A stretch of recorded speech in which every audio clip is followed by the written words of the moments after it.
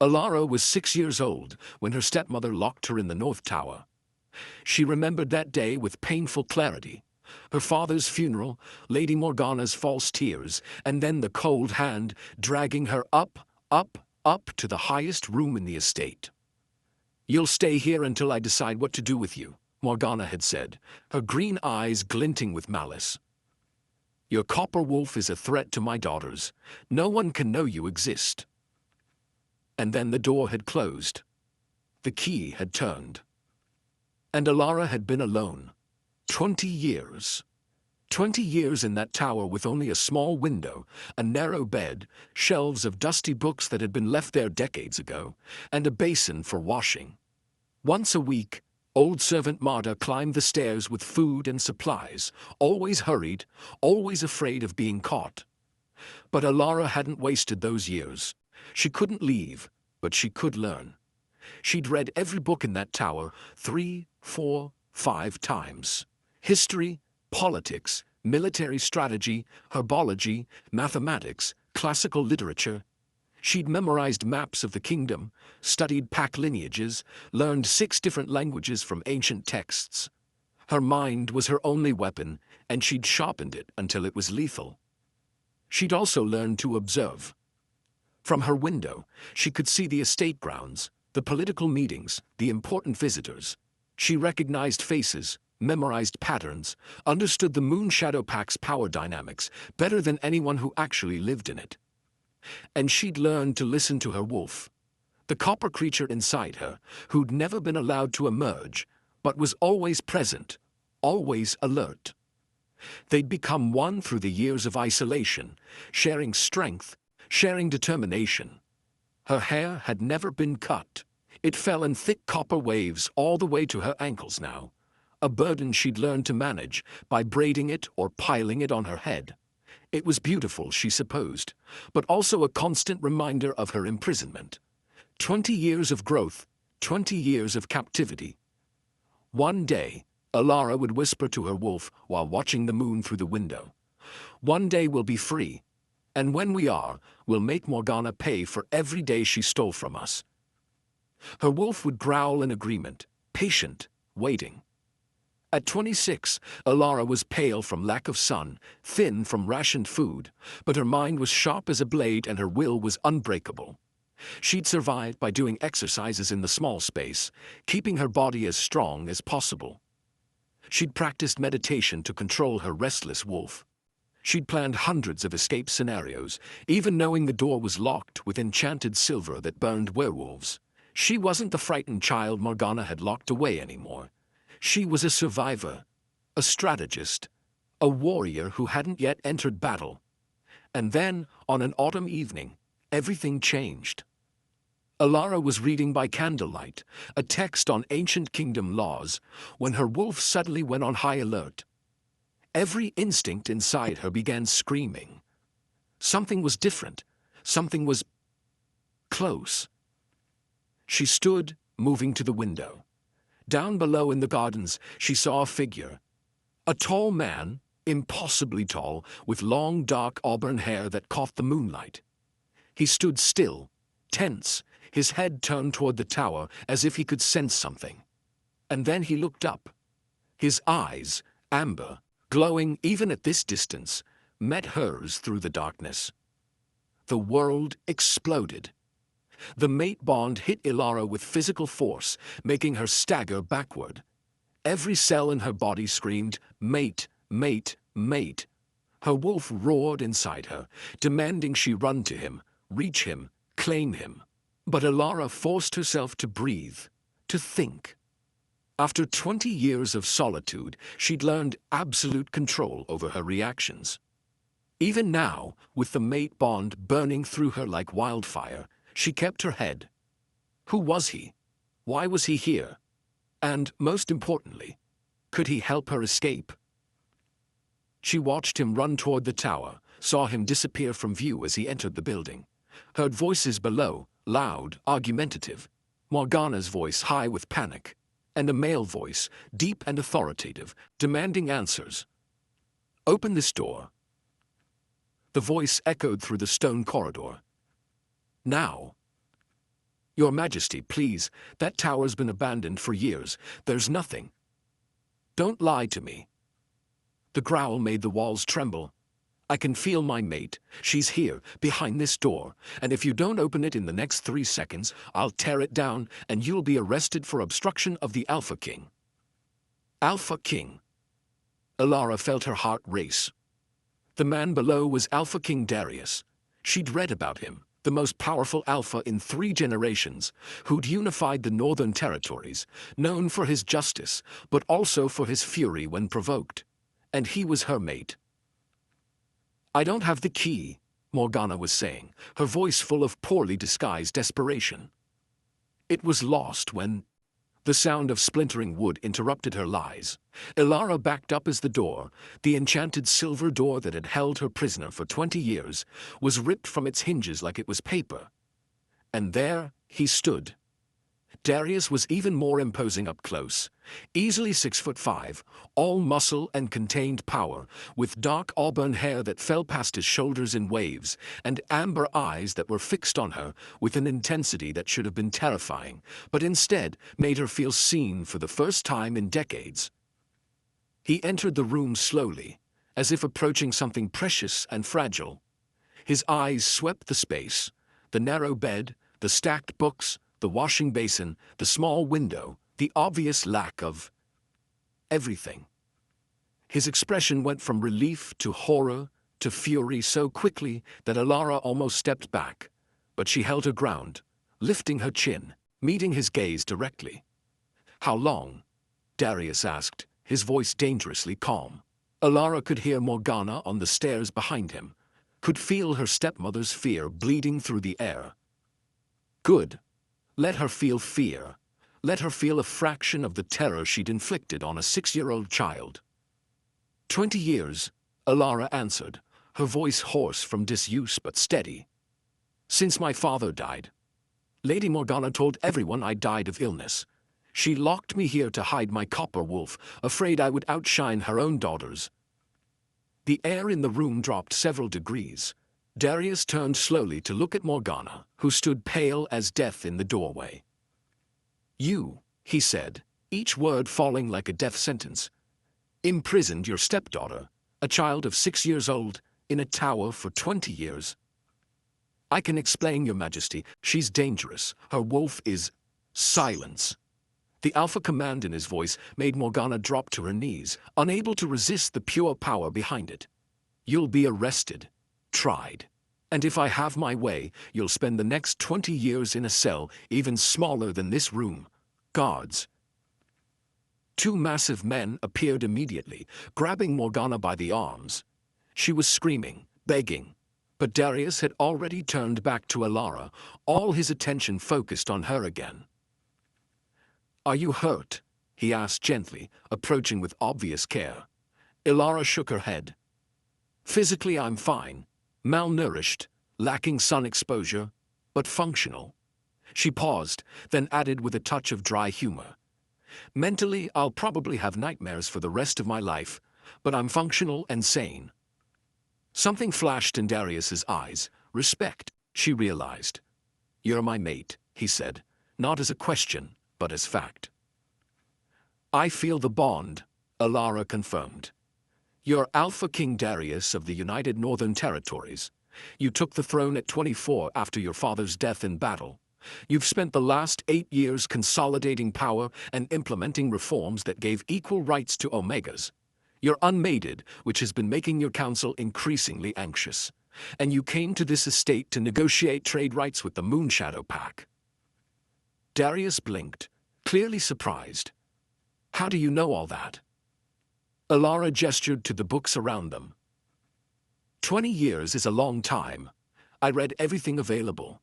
And from my window, I observed, learned, memorized. When you can't do anything else, you learn to use your mind. Something like admiration crossed his face. You're extraordinary. I'm pragmatic, Alara corrected, and I have a proposal for you, Your Majesty. He raised an eyebrow. A proposal? You need a Luna, Alara said, her voice firm despite her racing heart. Your council's been pressuring you to mate. I'm your mate, which solves that problem. But more than that, I can be useful.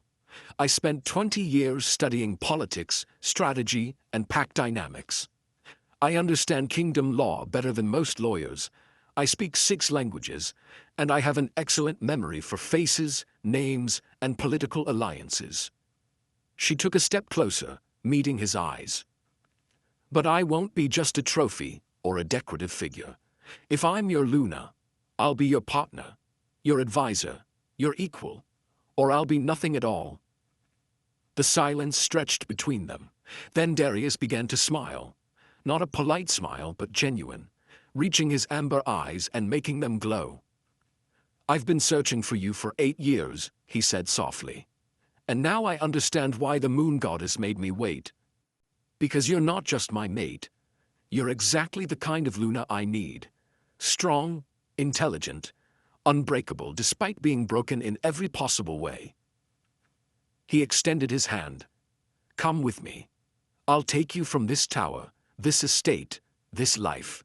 I'll give you freedom, power, and a choice. Something you've been denied far too long. And when you're ready, if you're ready, we'll talk about the future. And if I say no, then I'll help you get settled somewhere safe," Darius promised. "I'll provide you with resources, protection, and help you find a pack that will value you. I'm not going to force you into anything, Alara. You've been controlled enough for one lifetime." He was giving her the one thing she'd never had: true choice. The power to decide her own future. "Okay," Alara said softly. "I'll come. I'll try." Darius's face lit up with that transformative smile again. "Thank you. You won't regret it." He looked at her hair, the massive copper waves that pooled around her feet. "Do you need help with—" "I can braid it," Alara said, already gathering the length. Her hands moved with practiced efficiency, weaving the copper strands into a thick plait. Even braided, it reached past her waist. "It's beautiful," Darius said softly, "like sunset captured in silk." Ilara felt heat rise to her cheeks, the first time she'd blushed in 20 years. "It's also impractical. I'll probably cut it once wherever we're going." "Don't," Darius said quickly, then seemed to catch himself. "I mean, it's your choice, but it suits you. A warrior's trophy from surviving 20 years. Alara looked at him with new appreciation. He understood. The hair wasn't just hair, it was proof of survival, of time endured, of strength maintained despite everything. "Let me carry you," Darius said. "You're exhausted, and—" "I can walk," Alara interrupted. Then, seeing his expression, she softened. "But, thank you for the offer." They descended the tower stairs together, Darius staying close but not touching, letting her maintain her dignity and independence. At the bottom, Alara saw 24 wolves waiting, all in human form now, all elite warriors, all watching her with curiosity and what looked like respect. A tall woman with silver-streaked auburn hair approached Darius. "Alpha? Winter, this is Alara," Darius said, his voice carrying pride. "My mate. Have accommodations prepared immediately. Best suite, full medical team, and I want our top healers ready." Winter's eyes widened as she looked at Alara, taking in the pale skin, the massive copper braid, the obvious signs of long imprisonment. "Of course, Alpha. Right away." She shifted into a magnificent silver wolf and took off running. The other warriors formed a protective circle around them as Darius led Ilara outside. The first breath of fresh air in 20 years hit Ilara like a drug. She stumbled, overwhelmed, and Darius caught her elbow. "Easy," he murmured. "Take your time." Ilara stood there, just breathing, the scent of pine trees, of earth, of freedom. Tears streamed down her face without permission, and she didn't care. She was outside. She was free. "Thank you," she whispered. "Thank you for finding me." Darius's hand tightened gently on her arm. "Thank the moon goddess for leading me here. for making sure I was patrolling this territory tonight, for the mate bond that pulled me to that window. The journey to Darius's territory took 3 hours by wolf. Ilara couldn't shift yet. 20 years without shifting meant her wolf needed careful reintroduction. So Darius carried her in his arms, while his elite guard ran alongside them in wolf form. She should have felt vulnerable. Instead, she felt safer than she had in 2 decades. The Northern Territory was breathtaking. It sprawled across mountains and valleys, with buildings that blended seamlessly into the landscape. But it wasn't just a packed territory. It was a small city, bustling with life even at night. Wolves stopped what they were doing to watch as Darius carried her through, and Ilara felt exposed. But no one looked at her with disgust or judgment. They looked curious, concerned, and when some of them noticed her copper hair and pale skin, they looked hopeful. Darius took her straight to what was clearly the main building, an impressive structure that managed to look both rustic and regal. Inside it was warm and welcoming, with thick furs and roaring fireplaces that drove away the chill. A woman was waiting for them, elderly with silver hair and kind eyes. "Alpha," she said, bowing slightly. "Winter said you needed healing services." "Sage, this is Ilara," Darius said, setting Ilara carefully on a comfortable couch. "My mate. She's been imprisoned in a tower for 20 years, deprived of sunlight, proper nutrition, and unable to shift. She needs a thorough examination." Sage's eyes widened with compassion and anger. 20 years. She quickly moved to Ilara's side, her manner gentle but professional. "Hello, dear. I'm Sage, the pack's head healer. I'm just going to check you over, make sure you're all right. Is that okay?" Ilara nodded, and Sage began her examination, gentle hands checking for injuries while asking questions about symptoms. Darius stood nearby, close enough that Ilara could feel his protective presence, but far enough to give the healer room to work. "She's severely malnourished," Sage said after several minutes. "Vitamin deficiencies from lack of sunlight. Her muscles have atrophied from limited movement, dehydration, and her wolf has been suppressed so long that we'll need to take reintroduction very slowly. But no permanent damage. With proper care, she'll fully recover." Darius nodded, relief clear on his face. "See to it, and Sage, she's to have anything she needs, anything at all." Sage smiled knowingly. "Of course, Alpha." After Sage left to prepare food and medicine, Darius sat down across from Ilara. "I need to be honest with you. I've been searching for 2 years for my mate. My council's been pressuring me to accept a political match, to choose someone for the sake of the kingdom. But I refused. I knew she was out there somewhere." He leaned forward, his amber eyes intense. "You're not just my mate, you're brilliant, strategic, stronger than anyone I've ever met. My territory needs a Luna who can think, who can advise, who can see 10 steps ahead. Someone who understands what it's like to suffer and can help me build a place where no one has to feel that way again." Ilara's breath caught. "You want me to be your Luna? You just met me." "I know," Darius said, "which is why I'm not asking you to decide right now. I'm asking you to stay, recover your strength, learn about your wolf, get to know me and my pack, and then, when you're ready, decide if this is where you want to be, if I'm who you want to be with. And if I say no, then I'll help you get settled somewhere safe," Darius promised. "I'll provide resources, protection, and help you find a pack that will value you. I'm not going to force you into anything, Ilara. You've been controlled enough for one lifetime." He was giving her the one thing she'd never had: true choice. The power to decide her own future. "Okay," Ilara said softly. "I'll stay, I'll try." Darius's face lit up with that transformative smile again. "Thank you. You won't regret it." The transformation that followed was both physical and mental. Darius gave Ilara a suite of rooms that was larger than her entire tower, windows that went from floor to ceiling, letting in sunshine that made her eyes water at first. Too bright, she'd murmured that first morning, shielding her eyes. Darius immediately ordered adjustable curtains. You control how much light comes in, always. It was a small gesture, but it meant everything. The power to control her own environment. The first days were difficult. Alara was weak, her body unaccustomed to free movement or sunlight. Healers came daily. Nutritionists prepared meal plans.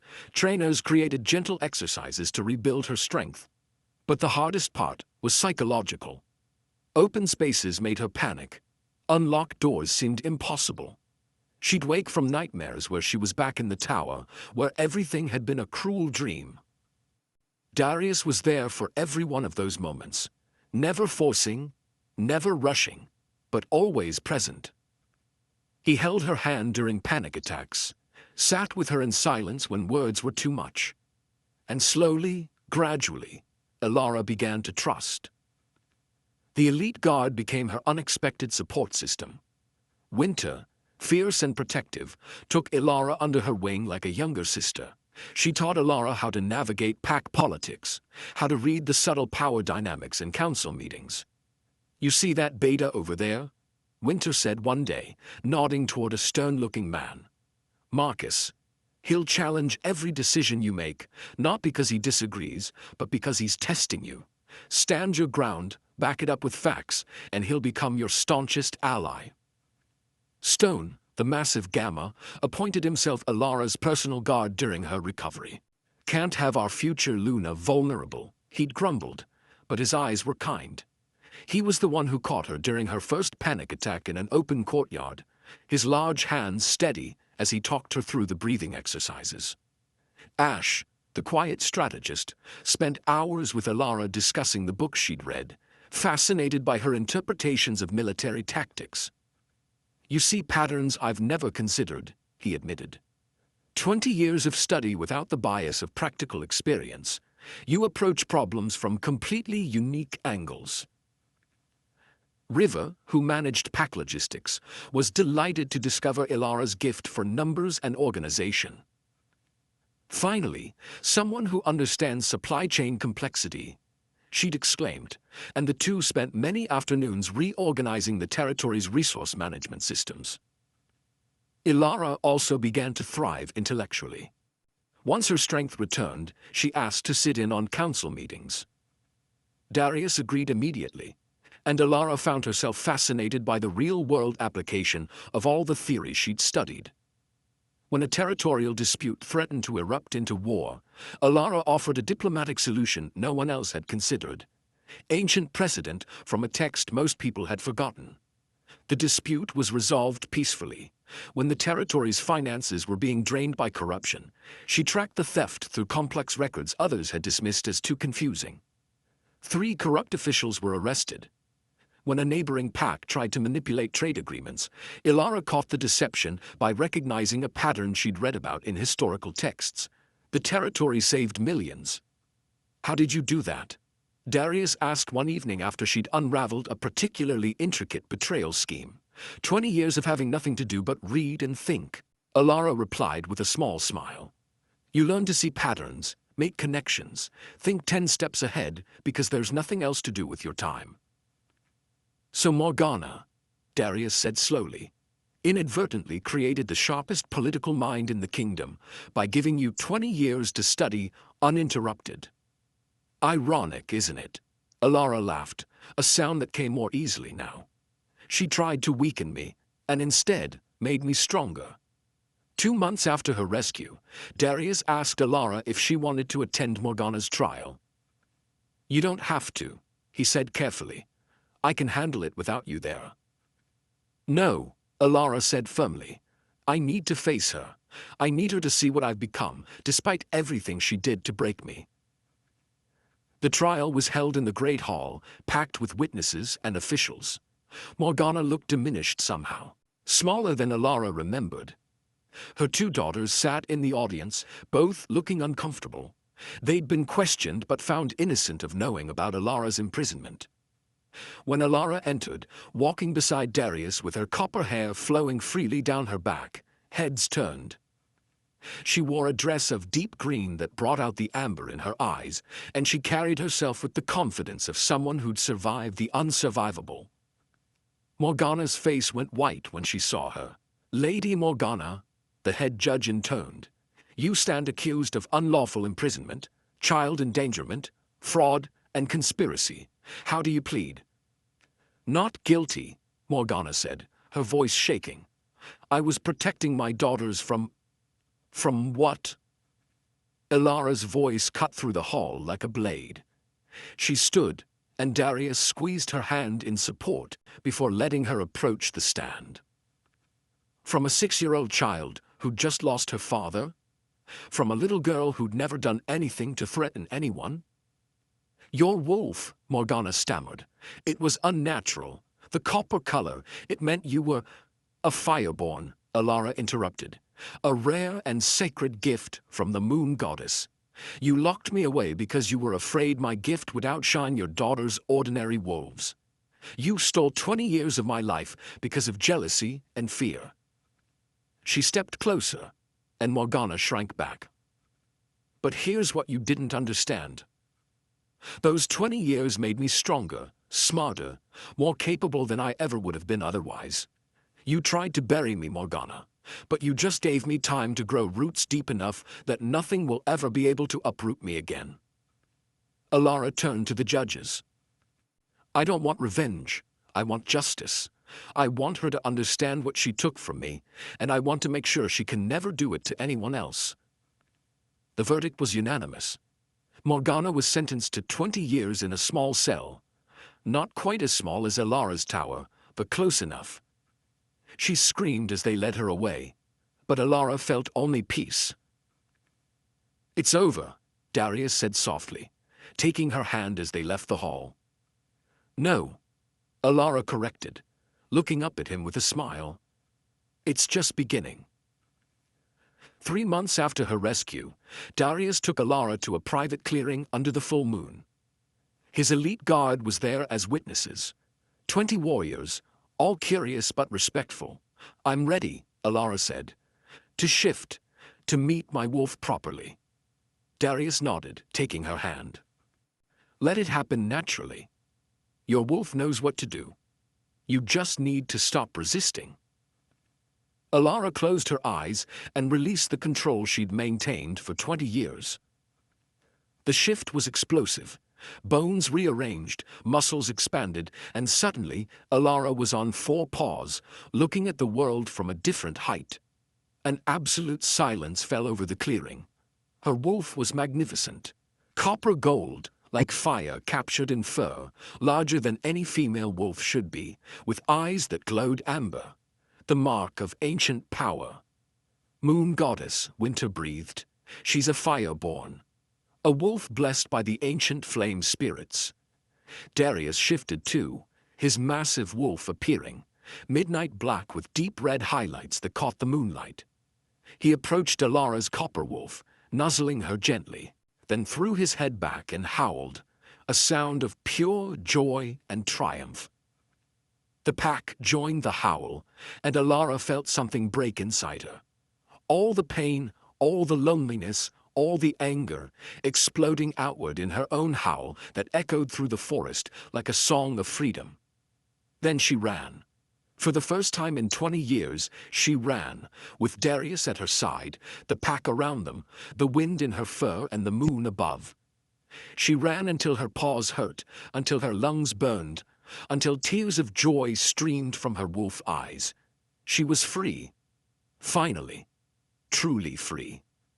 In the months that followed, Ilara discovered her fireborn abilities. Sage worked with her, teaching her to channel the ancient flame magic that ran through her veins. "The fire responds to your will," Sage explained during training.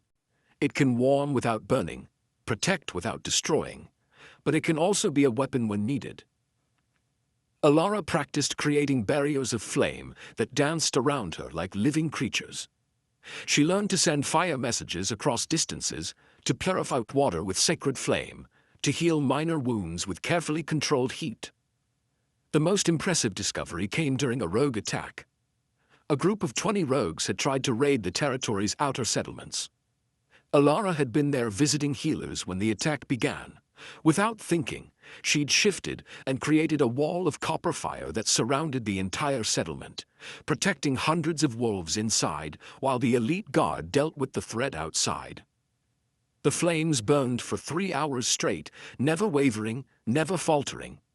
When it was over and she finally let the barrier drop, Alara collapsed. Darius caught her, his face full of awe and concern. "You protected 300 wolves single-handedly," he said, carrying her to the healer's building. "For 3 hours. Do you understand how incredible that is?" "I just did what needed to be done," Alara murmured, exhausted but satisfied. "That's exactly why you're my Luna," Darius said softly. "And Darius." Darius courted her in the traditional way, with patience and care that made her heart ache.